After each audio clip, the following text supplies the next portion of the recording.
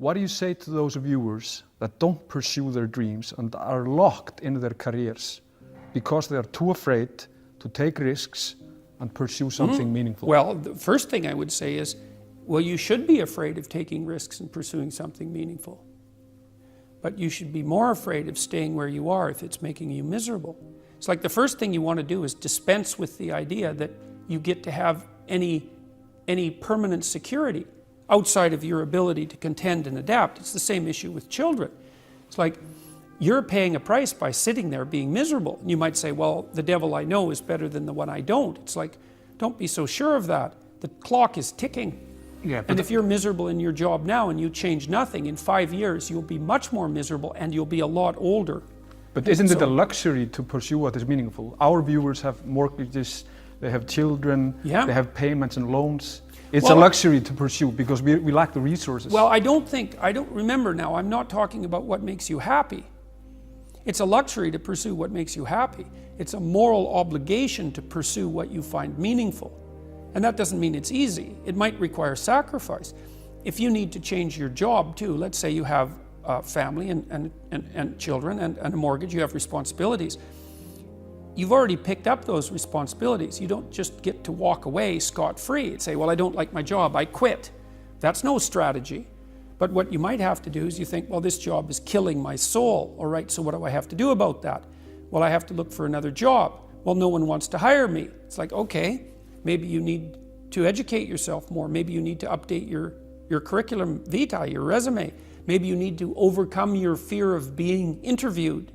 Maybe you need to sharpen your social skills. Like, you have to think about these things strategically. If you're going to switch careers, you have to do it like an intelligent, responsible person. That might take you a couple of years of effort to do properly. When you say pursue something meaningful, is it important to have a vocation? I think it's more important to have an ethos, an ethic. So I have a program, for example, called the Future Authoring Program, which is a writing program that enables people to develop a vision for their life and then to develop a strategy. And so it's based on the idea, imagine that, and it's an extension of the ideas in the book, or at least something along the same lines. The first thing that you want to do is figure out, imagine you were taking care of yourself, like you were someone you cared for, which is rule number 2, by the way, essentially. Then you should figure out, well, if you could have what you needed and wanted, what would it be? What sort of friends would you have? What would your family relationships look like? How would you conduct yourself with your children? How would you educate yourself? You need to think through how it is that your life could be properly arranged if you had that ability. And then you can aim at that. And the funny thing is that if you do posit a goal of that sort and work towards it, you will move towards it. The goal will change because you'll learn things along the way. But I mean, I've dealt with hundreds of people in my clinical and consulting practice, and we set a goal, we develop a vision and work towards it, and things inevitably get better for people. So it's not a luxury, it's difficult. It's a moral responsibility, and it isn't happiness. It's not, the pursuit isn't for happiness. It's a moral responsibility to pursue what is meaningful. Absolutely. Yeah. So when if you watch yourself, you say, well, I had a particularly good day at work. And what does that mean? Well, it means that you lost your sense of time, right? Because when you're having not a good day at work, it's like, first it's 1 minute to 3, and then it's 45 seconds to 3, and then it's 30 seconds. That's what school was like for me. It was like, click. It's so funny, I went to my daughter's school. I used to get in trouble for talking all the time. Surprise, surprise. When I was a kid, and I was bored stiff in school, and so I would misbehave upon occasion, out of pure boredom. And about 21 years ago, I went to my daughter's school to sit for a class. It was about an hour long, and I was sitting there, and the teacher had all the kids on the floor and was having some of the kids read to the others, and some of the kids who were reading couldn't read at all. And I had exactly the same experience. I was sitting there, it was like being 7 years old again. I could see the clock going tick, tick. And I thought, you know, if I was in this classroom for 3 days, I would misbehave. 40 years old, I would misbehave exactly like I did when I was 6. No. Well, that's no place to be, right? Because you don't want to be in a place that's stultifying. You don't want to be in a place where there's no challenge. You might even quit your job if there's no challenge. Say, well, that's a good job. It gives you security. And you think, God, I can't stand this. It's eating away at my soul. It's all security and no challenge. So why do you want to challenge? Because that's what you're built for. That's what you're built for. You're built to take on a maximal load, right? Because that's what strengthens you, and you need to be strong because life is extraordinarily difficult, and because the evil king is always whittling away at the structure of the state, and you have to be awake and sharp to stop that from happening so that you don't become corrupt, and so that your family doesn't become corrupt, and so that your state doesn't have to become corrupt. You have to have your eyes open and your wits sharp and your words at the ready, and you have to be educated, and you have to know about your history, and you have to know how to think, and you have to know how to read, and you have to know how to speak, and you have to know how to aim, and you have to be willing to hoist the troubles of the world up on your shoulders. And what's so interesting about that, so remarkable, and this is something that's really manifested itself to me as I've been doing these public lectures. I've been talking about responsibility to people, which doesn't seem to happen very often anymore, and the audiences are dead quiet. And I lay out this idea that life is tragedy tainted by malevolence, and everyone says, yeah, well, we always suspected that, but no one has ever said it quite so bluntly, and it's quite a relief to hear that I'm not the only person who has those suspicions. And then the second part of that is the better part, and it's the optimistic part, which is, despite the fact that life is a tragedy tainted by malevolence, at every level of existence, there's something about the human spirit that can thrive under precisely those conditions if we allow that to occur. Because as difficult as life is, and as horrible as we are, our capacity to deal with that catastrophe and to transcend that malevolent spirit is more powerful than that reality itself. And that's the fundamental issue. I think that's the fundamental issue of the Judeo-Christian ethic, with its emphasis on the divinity of the individual. As catastrophic as life is, and as malevolent as people can be, and that's malevolent beyond belief, fundamentally. A person has in spirit the nobility to set that right and to defeat evil. And that more than that, and that the antidote to the catastrophe of life and the suffering of life and the tragedy of life that can drive you down and destroy you is to take on exactly that responsibility and to say, well, there's plenty of work to be done, and isn't that terrible? And there isn't anything so bad that we can't make it worse, and certainly try very hard to do so, but I have it within me to decide that I'm going to stand up against that. I'm going to strive to make the world a better place. I'm going to strive to constrain the malevolence that's in my own heart, and to set my family straight, and to work despite my tragic lot for the betterment of everything that's in front of me.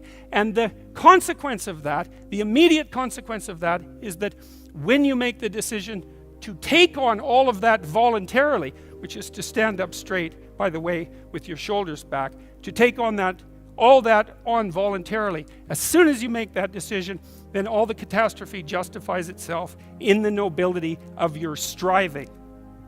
And that's what it means to be an individual. Thank you.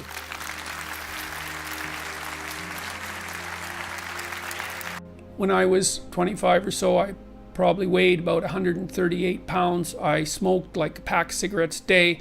I drank tremendous amount of alcohol. I was from northern Alberta, this rough little town up in northern Alberta called Fairview, and there were long winters there, and my friends were heavy drinkers, and most of them dropped out of school by the time they were 15 or 16, went off to work on the oil rigs, and it was a rough town, and we drank a lot. I started when I was 14, and and so I had a lot of bad habits, let's say, and things and I wasn't in great shape physically, and I was also still intellectually obsessed as I am now, and so that would have been in 85. But I decided around then, about 85, 84, something like that, maybe a little earlier, that I was really going to try to get my act together, and so I started doing that. First of all, I I quit smoking. Well, that took a long time because I eventually had to quit drinking too in order to quit smoking. And I started working out, started playing sports, which I'd never done. I was a small kid. I'd been skipped a grade, and I was a small for my age. So sports were never, especially team sports, were never really a domain of expertise for me. Although I skied and went trapping with my dad, and went, cross-country skiing and camping and all that. So, but when I went to graduate school, I started swimming. The first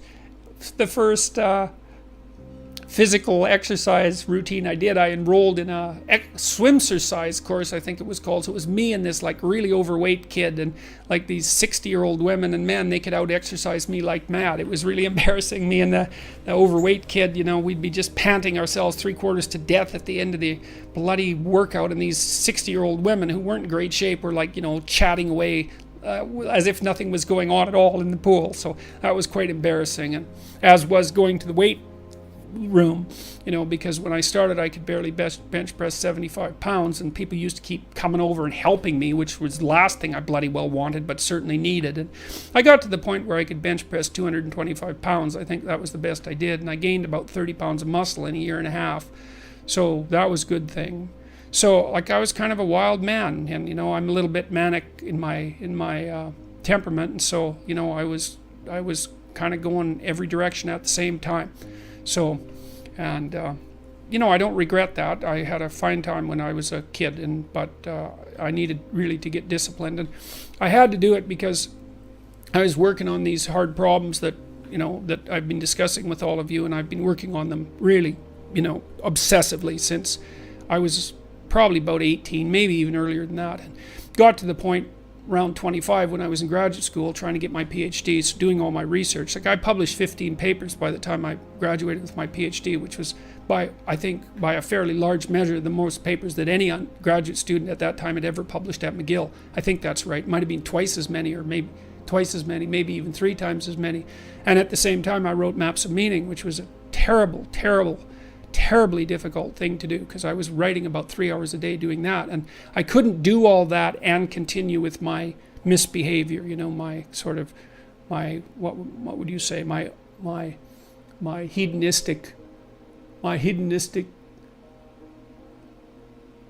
massive hedonistic consumption of alcohol and all of that. I just couldn't keep it up, and also work seriously on the issues that were at hand. So I had to stop. That's a sacrifice. I had to stop messing about and straighten myself out. And I got married. Well, the woman who's my wife, Tammy, who I've known since she was 8 years old, she lived across the street from me in this little town called Fairview, and I was in love with her like the first time I saw her, which is quite the bloody thing. So that's worked out pretty well for me. But she came to live with me about the same time, and we decided jointly to get our act together, and we swore that we'd tell each other the truth, which I think she's actually done better than me. Like I don't think she's lied to me ever in our entire marriage, which is unbelievable, and it's been so useful because I can really tell her things and we can really talk. So I tell you, if you want to have a good relationship, man, you embed it in the truth, because if you don't embed it in the truth, you don't have a relationship. It's just lies. It's a tissue of lies, and it will dissolve in the chaos as soon as a crisis comes along. So the truth is a terrible thing, but not compared to falsehood. So all right, so let's look at the live chat here. You hear the egalitarian clarion call everywhere.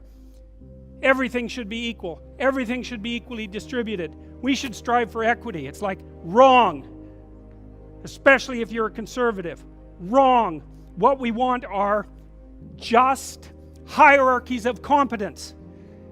Not everyone's a neurosurgeon. If your father has a brain tumor, you probably want a hierarchy of competence for neurosurgeons, so you can pick the one that's the best, so that he might not die. That's what a hierarchy of competence is for. For the postmodernists, there's no hierarchy that isn't based on power. Well, because they think the world runs on power. And that's why they're willing to use power to get what they want, because it's the only thing they believe in. But a valid hierarchy of competence, it's God, we need those things, man. We need the best plumbers. We need the best contractors. We need the best carpenters. We need the best lecturers. There has to be a hierarchy of quality not only so that we know who the best are and can reward them properly, but so that we can reward them so they keep being the best. It's like, you know, if you have a great educator, if you have a great leader, if you have a great thinker, you want to reward them so they keep thinking and they keep educating so they can tell you something. It's not a reward for their intrinsic being. It's a calculated move on your part to suck everything out of them that's valuable as fast as you can. That's what a hierarchy of competence is for. And the idea that hierarchies of competence don't exist it's so cynical. It's such a pathologically cynical idea. And it's actually quite patently untrue, because here's an interesting tidbit from the psychological literature. Let's say you want to determine what the best predictors are for lifetime success in a Western society. Well, what would you hope for? How about intelligence? There'd be a good one. Let's hope the smart people occupy more positions of complexity, right? Because they're smarter. Would you want it any other way? Okay, and that's great. The number one predictor of accomplishment in Western societies is intelligence. So that means the system works. What's the number two predictor? Conscientiousness. Well, what's that? It's a trait marker for hard work. So who gets ahead? Smart people who work hard. Now, that doesn't account for every bit of the difference between people in terms of their hierarchical structure, because hierarchies aren't perfect. They're corrupt. People get to the top sometimes because they're psychopathic, although, believe me, a hell of a lot less than you think. Because a psychopath has to keep moving from place to place, because once he reveals himself as deceitful and untrustworthy, he has to go find new suckers to fleece. So the idea that, you know, there's no distinction between a CEO and a psychopath, it's like, that's only made by someone who A, knows nothing about psychopaths, B, knows nothing about CEOs, and C, has something fundamental against the entire capitalist structure, because it's simply not true. Corrupt, sometimes, greedy, sometimes, short-sighted, sometimes running companies that are doing their best to auger themselves into the ground, and so, you know, it's bad people running a dying organization. But generally speaking, it's not the case. Our hierarchies of competence are reasonably functional, and not only are they functional, they're valuable. We need to know who the competent people are, and we need to reward them. And even more importantly, we need to tell young people, hey, there's some hierarchies of competence out there. Like 1,000 of them. Go be a plumber, man, but be a good one, you know? Be an honest one. I had a plumber once, you know. It was the night before we were putting drywall in our house. We were redoing a house, and he had put in all the plastic piping, you know, and I was going to test the joints. They're supposed to be glued together with this pipe glue, right? And I told him I had to test the joints, and he said, well, you don't have to test my joints, they never leak. And I thought, yeah, that's okay. How about if I test them? So I went up on the 3rd floor and filled the pipes with water, capping them in the basement like you're supposed to. And like half an hour later, I had 2 inches of water in the basement. There were 30 leaking joints. And that was the night before the drywallers were supposed to show up. So he wasn't particularly competent. That's the point of that story. But even more so, he had put a bunch of the plastic pipe outside where the drywall would be, so it would have been sticking through the wall. So I spent a frenetic night, you know, sawing through plastic pipe and re-gluing joints so that the drywallers could come in. What's the point? If you're going to be a plumber, man, be a good plumber, because otherwise all you do is go out there and cause trouble. We don't need people to cause more trouble. We need people to solve problems. You know, and so you can be a tradesman, and you can make a lot of money as a tradesperson. It's a bloody, reliable, honorable, forthright, productive way of making a living. And there is a hell of a lot of difference between a working man who knows what he's doing and one who doesn't, both in terms of skill and ethics, right? And you work with someone who knows what they're doing, it's a bloody pleasure.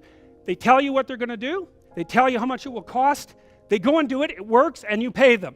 Perfect. Everyone's happy. And that's what happens when you have genuine hierarchies of competence. And so you listen to these panderers of egalitarianism and equity, and they fail to recognize completely that there are differences in rank between people. It's not such a terrible thing, man. Maybe you wouldn't be a great lawyer. Like, it's certainly possible. Most people aren't. But that doesn't mean there isn't something you could be great at. There's lots of hierarchies to attempt to climb, and if you fail in one, go try in another. But the point is, you're still trying to aim for the top, and what the hell are you going to do if you don't try to aim for the top? You know, flap about uselessly and whine about your life? It's not helpful. It'll just make you miserable. You're not reliable to anyone. You can't help out in a crisis. It's like, so you tell young people, and this is another message for conservatives, like, I don't care what you're going to do, but go out there and make something of yourself for God's sake. Be an honest person and work and get to the top of whatever it is that you want to get to the top of. You know, and stand up for yourself like a respectable human being and be a bit of a light on the world instead of a blight. You know, and you can tell young people that, and they haven't been told that by anyone now. And so the young men are so hungry for that it's painful to watch. They're so relieved when someone finally comes up and says, hey, you know, you get your act together a bit, discipline yourself, see if you can learn to tell the truth, concentrate on something for a year or two, you could be a bloody world beater. They think, really? That's possible? Wow, that would be interesting. That might make life worth living. It's like, yeah, it might. So why don't you go do it? That's what the damn universities were supposed to be teaching people, and they've forgotten that. I went to Harvard a month and a half. I used to teach there. And I talked to a bunch of students, you know, and I told them, it's not easy to get into Harvard, you know. Like, you're a valedictorian if you're at Harvard. And not only are you a valedictorian, you're way better than most people at least 2 other things, or you don't get in. And so, like, I don't know what the acceptance rate is, like 5%, and believe me, not everybody applies, so it's a very selective school. And so why am I saying that? It's like, these are high-quality kids. So I told them what I just told you. It's like, here you are at Harvard. It's like, get yourself educated, man. Read some books, learn to talk, learn to think. Make yourself into something. Get the hell out there and make the world that put you here happy that you were put there in that great institution. You know, and they came up to me afterwards and said, God, I wish someone would have told us that when we were in our first year. It's like, Jesus, why didn't someone tell them that? For God's sake, it's supposed to be the greatest university in the world. Is it so difficult to figure that out? Well, it is, if that isn't what you want to have happen in the university. You want to make cringing milksops who whine about being victims while they're going to Ivy League institutions. Jesus, it's pathetic.